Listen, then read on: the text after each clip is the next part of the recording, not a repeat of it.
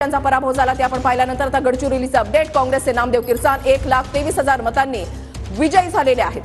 काँग्रेसचे नामदेव किरसान हे 1,23,000 मतांनी विजयी झालेले आहेत। गडचिरोलीमधून काँग्रेसच्या उमेदवाराला हे मोठं यश। गडचिरोलीमध्ये 2 वेळेला खासदार राहिलेले अशोक नेते यांचा त्यांनी पराभव केलेला आहे। काँग्रेसचे नामदेव किरसान 1,23,000 मतांनी विजयी झालेले आहेत। भाजपच्या उमेदवाराचा त्यांनी पराभव केलाय।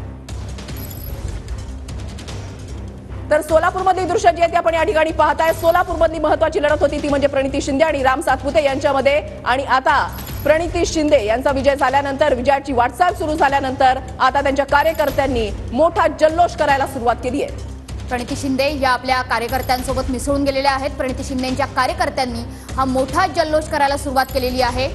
कार्यकर्त्यांना आवाहन करतायत प्रणिती शिंदे, विजयाकडे वाटचाल होती आहे।